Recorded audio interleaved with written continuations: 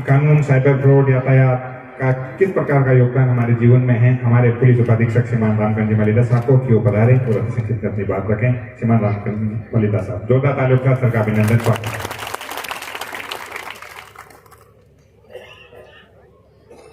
आज स्वामी विवेकानंद जयंती, जिसको राष्ट्रीय युवा दिवस के रूप में मनाते हैं, उनको मैं नमन करता हूँ। आज के इस कार्यक्रम में मंच पे विराजमान सम्मानित कलेक्टर साहब, एसपी साहब और अलग अलग विषयों के पारंगत विशेषज्ञ, गांव से पधारे ग्रामीण प्यारे बच्चों, आज का जो ये कार्यक्रम है विद्या विजय पथ, जिसमें कैरियर के संबंध में आपका मार्गदर्शन किया जा रहा है और ऐसा पहला प्रोग्राम है जिसमें मैं शामिल हो रहा हूं। आज का जो विषय यातायात और साइबर जो रखा गया है, ये बड़ा ही गंभीर और चुनौती का विषय है। इस विषय पर व्याख्यान के लिए हमारे एडिशनल साहब नूर मोहम्मद जी का व्याख्यान था, लेकिन किसी कारणवश वो नहीं पधार पाए। उनकी जगह मेरे को यहाँ आमंत्रित किया गया है, तो संक्षिप्त में मैं अपनी बात रखूंगा।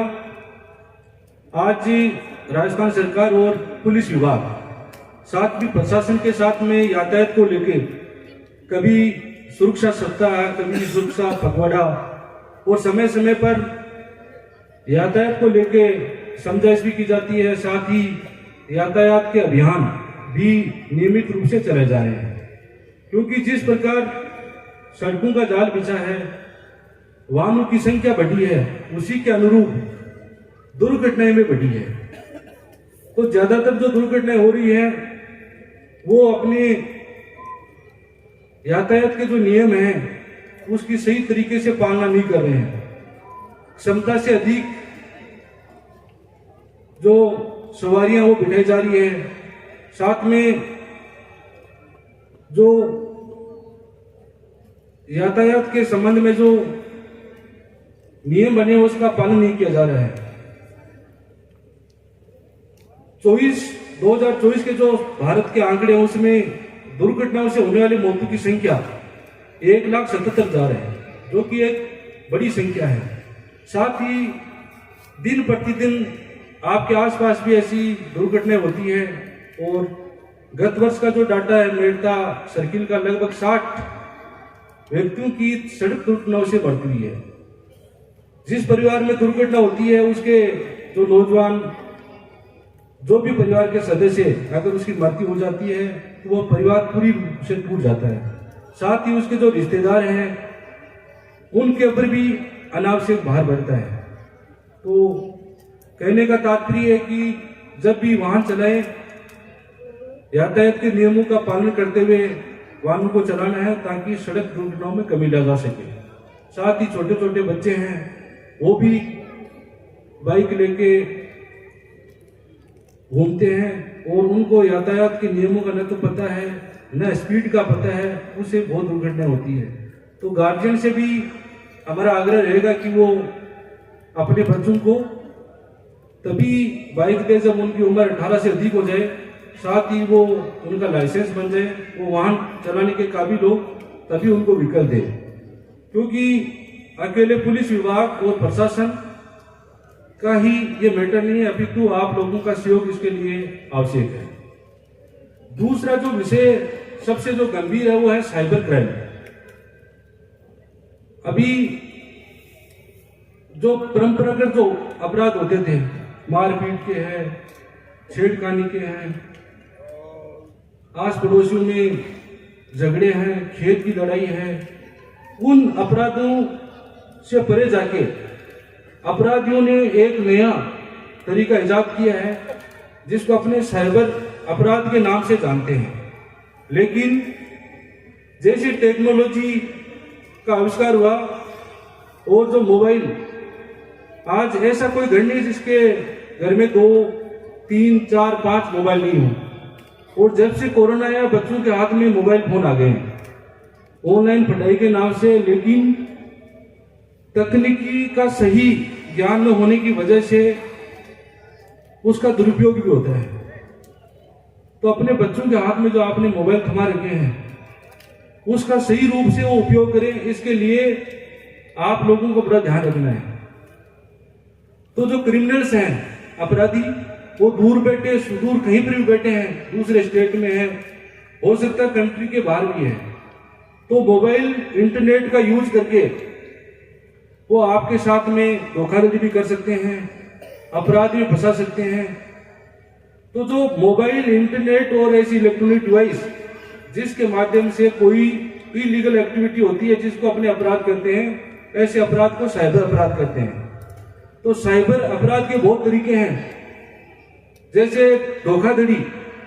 आपका बैंक अकाउंट है, उसके अंदर जो भी आपकी जीवन भर की कमाई है, उस कमाई को कुछ ही सेकंड के अंदर साइबर अपराधी आपके बैंक अकाउंट को खाली कर सकते हैं।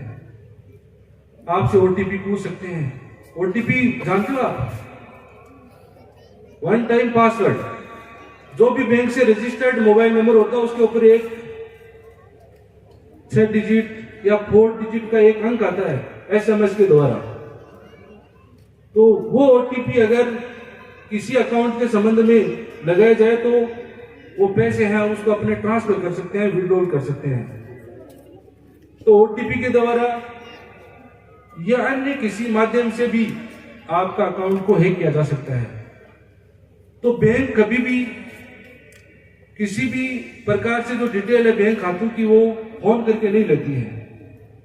तो इस मामले में आपको सावधान रहने की आवश्यकता है कि अपने बैंक के संबंध में कोई भी डिटेल किसी को भी शेयर नहीं करनी है। साथ ही कई बार जैसे आपके फोन पे मैसेज आता है कि आपकी जो गाड़ी है उसका कहीं चालान कट गया है, उसका लिंक आ जाता है साथ में। तो बड़ी अपने को चिंता होती है कि मेरी गाड़ी यहाँ खड़ी थी, कैसे चालान कट गया। तो लिंक पे अपन क्लिक करते हैं तो वो लिंक साइबर जो प्रोटेस्टर है उनके पास होता है, उससे आपकी जो इंफॉर्मेशन है मोबाइल की वो सारी की सारी वहां चली जाती है। तो उससे भी फ्रॉड हो सकता है। कई तरीके हैं। आपने एक शब्द सुना होगा, डिजिटल अरेस्ट। डिजिटल अरेस्ट का मतलब होता है कि आदमी को गिरफ्तार कब करते हैं? जब कोई अपराध करता है तो उसको पकड़ के पुलिस गिरफ्तारी बना के उसको गिरफ्तार करती है। लेकिन डिजिटल मतलब इलेक्ट्रॉनिक रूप से किसी को गिरफ्तार किया जा सकता है। आप लोग घर बैठे हैं, आपके पास एक कॉल आता है कि आपका बेटा हमारी कस्टडी में है। हो सकता है आपका बेटा कहीं पट रहा हो और उस समय आपने उनको कॉल करने का प्रयास किया, उसने कॉल उठाया नहीं, अटेंड नहीं किया हो, तो चिंता स्वाभाविक होती है। उस स्थिति में अपने घबरा जाते हैं और उस नंबर से कांटेक्ट करते हैं। फिर सामने से जो भी प्रोटेस्टर ये कहता है कि मैं पुलिस का अधिकारी हूं, दिल्ली पुलिस का बता दिया, यूपी पुलिस का, राजस्थान पुलिस का, और कहते हैं कि आपका बच्चा ये अपराध किया और ये हमारी कस्टडी में है। या ये भी हो सकता है आपके ऊपर भी आरोप हो सकते हैं कि आपने कोई ड्रग सप्लाई की जिसमें आपका नाम आ गया, या हो सकता है कोई आपका साथी है उसने आपका नाम ले दिया, तो अपने घबरा जाते हैं। उस कंडीशन में वीडियो कॉलिंग पे बात करते हैं और जो सामने व्यक्ति है वो पुलिस की वर्दी के अंदर डराते हैं, धमकाते हैं और अपने डर जाते हैं और उनको जो भी उनकी डिमांड होती है, पहले कम पैसों की 10,000 5,000 और होते होते लाखों में चली जाती है। तो ये भी बहुत चल रहा है। तो सावधान रहने की आवश्यकता है। अगर कोई आपके पास में ऐसा कोई कॉल आता है या कोई आपके रिश्तेदार ऐसे मामले में आपसे कोई पूछताछ करते हैं तो सबसे पहले आपको पुलिस को सूचना देनी है। और न केवल अनपढ़ व्यक्ति साइबर जो प्रोटेस्ट से कब ठगा जाता है, सबसे ज्यादा ठगा जाता है पढ़ा लिखा। तो डिजिटल अरेस्ट के जो पढ़े लिखे लोग हैं, बड़े बड़े डॉक्टर, इंजीनियर, वो भी शिकार बने हैं, क्योंकि अनपढ़ आदमी 10 जगह पूछताछ करता है तो कहीं ना कहीं उसको सही सलाह मिल जाती है। तो इस प्रकार साइबर फ्रॉड से, डिजिटल अरेस्ट से आपको सावधान रहने की आवश्यकता है। साथ ही जो सोशल मीडिया पे बच्चे दिन रात लगे रहते हैं, रील बनाते हैं, इंस्टा, फेसबुक, व्हाट्सएप, तो इस पे अपने पर्सनल इंफॉर्मेशन डालते रहते हैं, अपनी फोटो डालते रहते हैं, तो उसका भी जो अपराधी है फायदा उठा सकते हैं। तो अपने परिवार की खुद की जो फोटो है सोच समझ के ही सोशल मीडिया साइट पर डालें। साथ ही कई बार अपने दोस्त ही कर लेते हैं। ऐसे बहुत प्रकरण हुए हैं जिसमें सोशल मीडिया के माध्यम से फ्रेंडशिप हो जाती है। सामने वाला इतना बढ़ा चढ़ा के ऐसे ऐसे फोटो डालेगा, ऐसे ऐसे वो मतलब लालच देगा, जिससे ऐसा लगता है कि सामने वाला कोई बहुत बड़ा परिवार से, अमीर परिवार से हैं। और कई बार तो स्पेशली बच्चियां हैं, वो घर वालों को बिना बताए वो सोशल मीडिया पे जो फ्रेंडशिप हुई तो उसके पास चली जाती है। फिर घर वाले मुकदमा दर्ज कराते हैं और बड़ी मुश्किल से पुलिस आती है, बहुत प्रयास करने पड़ते हैं। तो इसलिए आपको सोशल मीडिया जो काल्पनिक दुनिया है, अपने जो घर के आसपास उनसे तो बातचीत ही नहीं करते हैं, सोशल मीडिया पे बातें करते रहते हैं।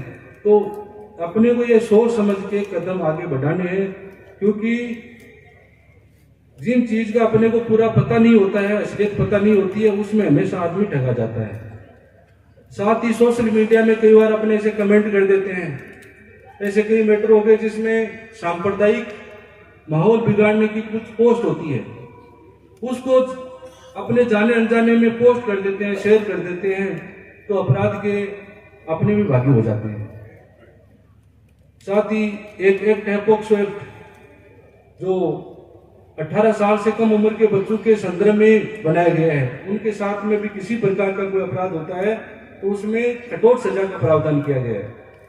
तो जो 18 साल से कम उम्र के, चाहे लड़का या लड़की, उसकी कोई ऐसी आपत्तिजनक पोस्ट या उसकी फोटो सोशल मीडिया पे किसी ने डाल दी या व्हाट्सएप के द्वारा शेयर कर दी, तो जो शेयर करने वाला वो भी उस अपराध का दोषी हो जाता है। तो इसलिए बच्चों, आप लोग अभी छोटी कक्षाओं में हो, आपकी उम्र भी कम है, लेकिन आप एक अच्छे नागरिक बने, इसलिए आपको जो मोबाइल है उसका उपयोग बहुत ही सोच समझ के करना है।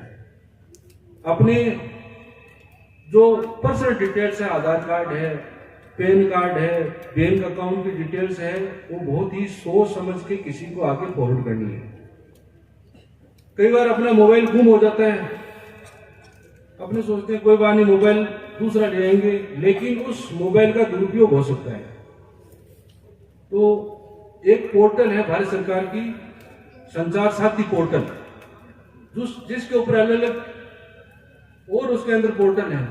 तो CEIR पोर्टल है, जिसमें आपका मोबाइल कभी भी गुम हो जाए तो उस पोर्टल पे अपने उस मोबाइल की डिटेल्स, तो IMEI नंबर होते हैं मोबाइल में। जैसे मोबाइल अपने खरीदते हैं तो उसके डिब्बे के पीछे भी लिखे होते हैं, और अपने मोबाइल के अपने *#06# डाल के भी सर्च कर सकते हैं EMI नंबर। वो हमेशा अपने को लिख के रखना चाहिए। जब भी मोबाइल खो जाए तो उस मोबाइल के जो EMI नंबर है उस पोर्टल पे अपने अगर डाल दें, जैसे ही वो फोन कहीं कोई ऑन करेगा तो अपने को पता चल जाता है, ट्रैक कर सकते हैं, पुलिस भी कर सकती है। तो ऐसे सैकड़ों की संख्या में ऐसे मोबाइल रिकवर करके नागौर पुलिस ने भी परिवादियों को सुपुर्द किए हैं। साथ ही आपके जैसे सिम ले लिया आपने, आपको पता ही नहीं है कि वो सिम कौन चला रहा है, लेकिन उस सिम का उपयोग कहीं अपराध में होता है, तो जो सिम धारक है उसके खिलाफ भी मुकदमा दर्ज होता है। तो आप उसके अंदर चेक कर सकते हैं अपने आपके नाम से कितनी सिम एक्टिवेटेड है। अगर आप सिम एक्टिवेट है और आप यूज नहीं ले रहे तो उसको आप ब्लॉक कर सकते हैं। इसके अलावा अनचाहे कॉल्स आते हैं कई बार, तो उसके संबंध में भी चक्षु पोर्टल है। आप लोगों के साथ में किसी भी प्रकार का कोई मनी से संबंधित को फ्रॉड हो जाता है, OTP पूछ लेता है या गलत ट्रांजैक्शन होता था, उस स्थिति में आपको पुलिस के पास पहले जाने के बजाय आपको 1930 1930 एक नंबर है, उसको डायल करेंगे तो आपकी शिकायत वहां रजिस्टर्ड हो जाएगी, और जिस खाते में पैसे गए हैं उस खाते को फ्रीज कर दिया जाता है। और उसके आगे पहले तो एक खाता फ्रीज होता था, अब आगे भी जितने भी खातों में ट्रांजैक्शन हो रहे हैं आगे से आगे, वो सारे के सारे खाते फ्रीज हो जाते हैं और आपकी अमाउंट कुछ दिनों के बाद में वापस आपके खाते में जमा हो जाती है। इसलिए आप लोगों को अवेयरनेस की अति आवश्यकता है। cybercrime.government.in साइट भी, उसके ऊपर जाके भी आप अपनी कंप्लेन को रजिस्टर कर सकते हैं जो पैसों से संबंधित कोई आपके साथ में फ्रॉड हुआ है। इसलिए अति सतर्क रहने की आवश्यकता है। और ये आज का जो कार्यक्रम है वो आपके कैरियर के लिए है कि आपको कैसा कैरियर चुनना चाहिए। जैसे नाथूराम जी ने बताया कि आज के युवा तैयारियां करते हैं, खूब मेहनत भी खूब करते हैं, उसमें कोई हर्ज नहीं है, लेकिन आरएस के एग्जाम भी दे रहे हैं, पटवारी की भी दे रहे हैं, चपरासी की भी दे रहे हैं, टीचर्स की भी दे रहे हैं। तो कहीं न कहीं अपने को अपनी क्या कैपेसिटी अपने अंदर अपने क्या कर सकते हैं, कौन से सब्जेक्ट में इंटरेस्ट है, उस अकॉर्डिंग अपने को सब्जेक्ट का चुनाव करना चाहिए। साथ ही अपने किस फील्ड में जाना चाहते हैं उसमें पूरी एनर्जी के साथ में आपको प्रयास करना चाहिए। अगर अच्छे नेक इरादों से मेहनत से आप अगर कोई प्रयास करेंगे तो मेरा ऐसा मानना है कि आपको सफलता जरूर मिलेगी। तो मैं इतना ही समय दूंगा। जय हिंद, जय भारत।